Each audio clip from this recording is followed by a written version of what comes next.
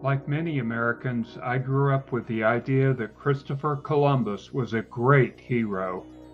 I was taught that Columbus exemplified courage, perseverance, and opportunity for all. But later in life, I wasn't so sure.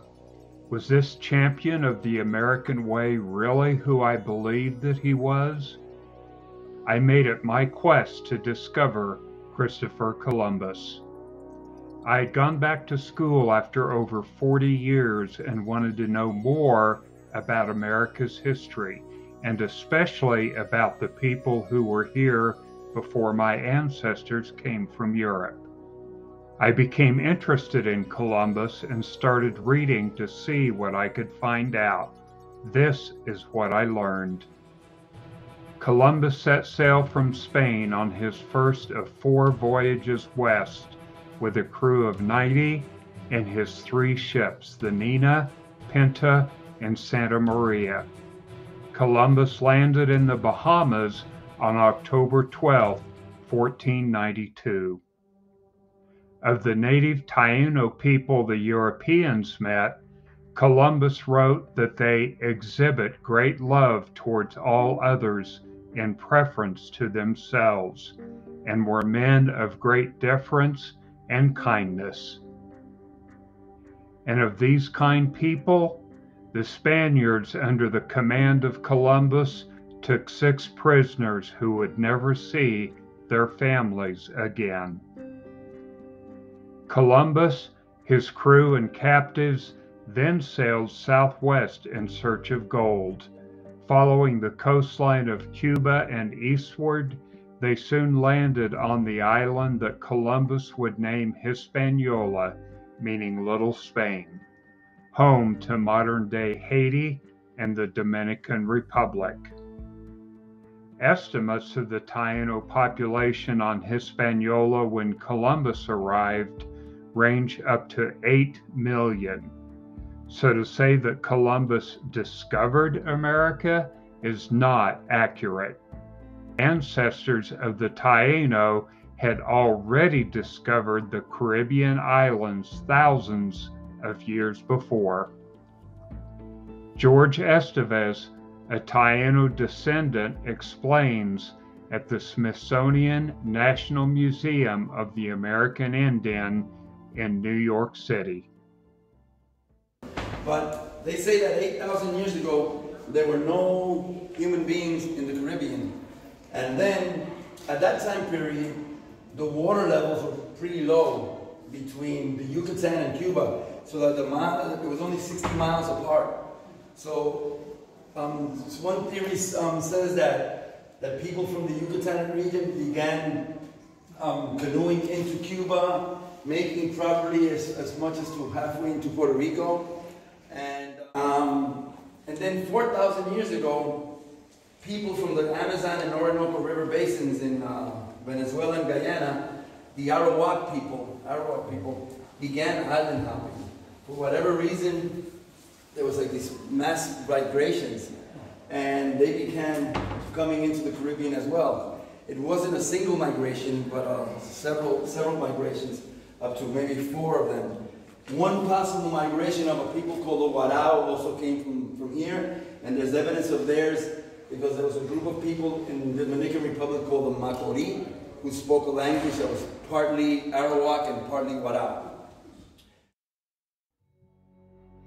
Within days after their arrival at Hispaniola, the Europeans started taking more captives, including women and children, as they began their march for gold, labor, and control.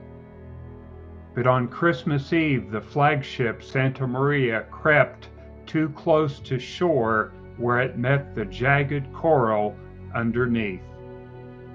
The Taino responded to help salvage materials and supplies.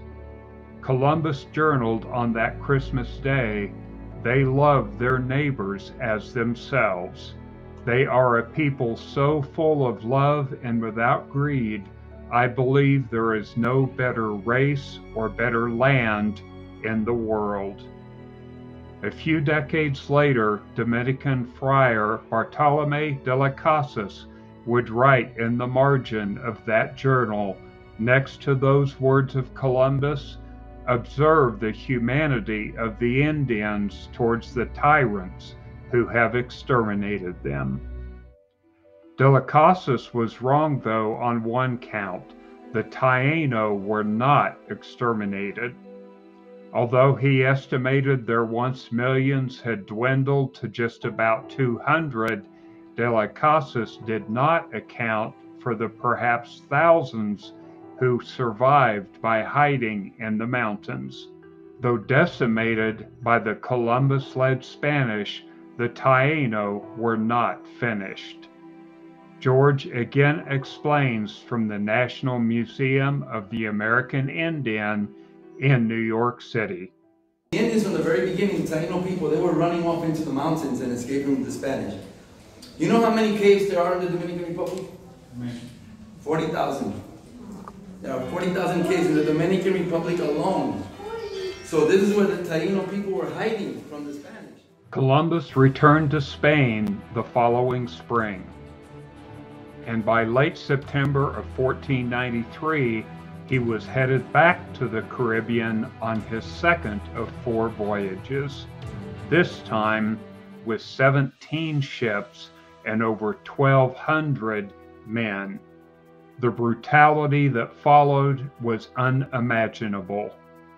Columbus's 13-year-old son, Ferdinand, who set sail on this second trip with his now famous father, writes that when they reached the first of the islands, several men went ashore, looting and destroying all they found.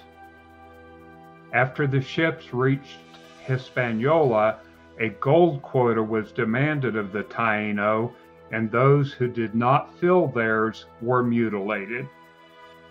Some who tried to escape the assaults were hunted down by vicious warhounds.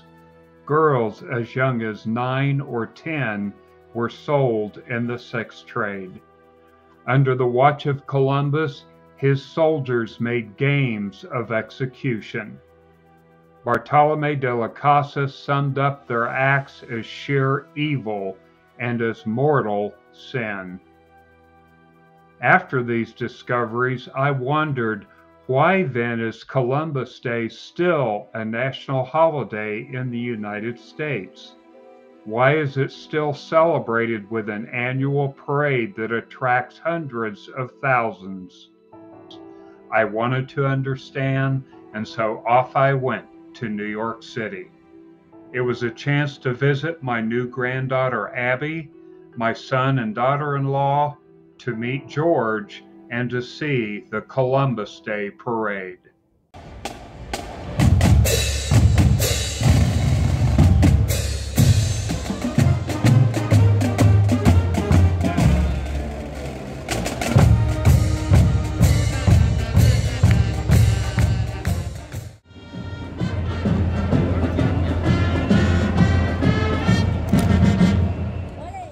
But you know, not one person at the parade seemed to be celebrating the terrible things Columbus and the Spaniards had done.